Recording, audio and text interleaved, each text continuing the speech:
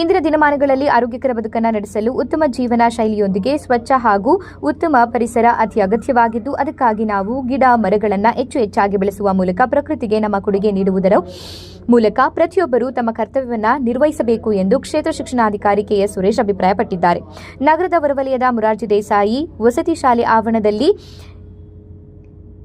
Green steps ಸಂಸ್ಥೆ ವತಿಯಿಂದ ಆಯೋಜಿಸಿದ್ದ ವಿಶ್ವ ಪರಿಸರ ದಿನಾಚರಣೆ ಅಂಗವಾಗಿ ಗಿಡ ನೆಡುವ ಮೂಲಕ ಕಾರ್ಯಕ್ರಮದಲ್ಲಿ ಭಾಗವಹಿಸಿ ಮಾತನಾಡಿದರು. ದಿನೇ ದಿನೇ ಹೆಚ್ಚುತ್ತಿರುವ ಭೂಮಿಯ ತಾಪಮಾನವನ್ನು ಕಡಿಮೆ ಮಾಡಲು ಹಾಗೂ ಹಸಿರನ್ನು ಹೆಚ್ಚಿಸಿ ಶುದ್ಧ ಗಾಳಿಯನ್ನು ಪಡೆಯಲು ಪ್ರತಿಯೊಬ್ಬ ಮಗು, ಪ್ರತಿಯೊಂದು ನಾಗರಿಕನು ಮರಗಿಡಗಳನ್ನು ನೆಟ್ಟು ಉಳಿಸಿ ಬೆಳೆಸಬೇಕಾದ ಅಗತ್ಯವಿದೆ ಎಂದು ಹೇಳಿದ್ದಾರೆ. ಕಾರ್ಯಕ್ರಮದಲ್ಲಿ ಉಪನ್ಯಾಸಕ ಚಿತ್ತಯ್ಯ, ಜಿಲ್ಲಾ ಪರಿಷತ್ ಕಲ್ಯಾಣ ಅಧಿಕಾರಿ ದಿವಾಕರ್, ಪ್ರಾಚಾರ್ಯ ರೇವಣ್ಣ ಸಿದ್ದಪ್ಪ ಇನ್ನು ಮುಂತಾದವರು ಹಾಜರಿದ್ದರು.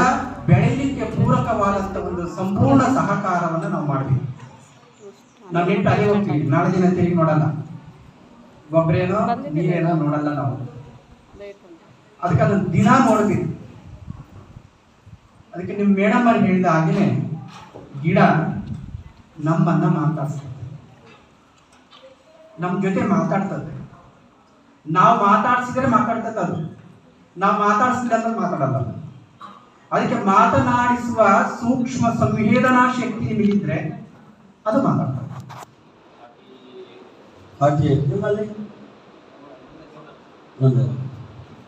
ಓಕೆ 48 ಸ್ಟೂಡೆಂಟ್ಸ್ ಯಾರಿದ್ರಪ್ಪ, ಎಲ್ಲರೂ ಪಾಸ್ ಆಗಬೇಕು, ಯಾರು ಕೂಡ ಅನುತ್ತೀರ್ಣ ಆಗಬಾರ್ದು. ಪಾಸ್ ಆಗೋದ್ರ ಜೊತೆಗೆ ಕ್ವಾಲಿಟಿ ರಿಸಲ್ಟ್ ತಗೋಬೇಕು, ಭಾಳ ಒಳ್ಳೆಯ ಅಂಕಗಳೊಂದಿಗೆ ನೀವು ಪಾಸ್ ಆಗಬೇಕು. ಅದಕ್ಕೆ ಬೇಕಾದಂತಹ ಒಂದು ಅಭ್ಯಾಸವನ್ನು ನೀವು ರೂಢಿಸ್ಕೊಳ್ಳಿ.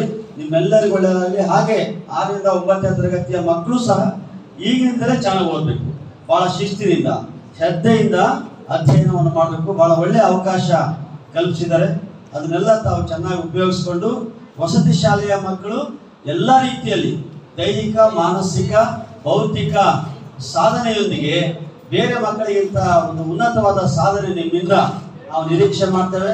ಅಂತ ಒಳ್ಳೆಯ ವಾತಾವರಣ ಇದೆ ಈ ದಿನದ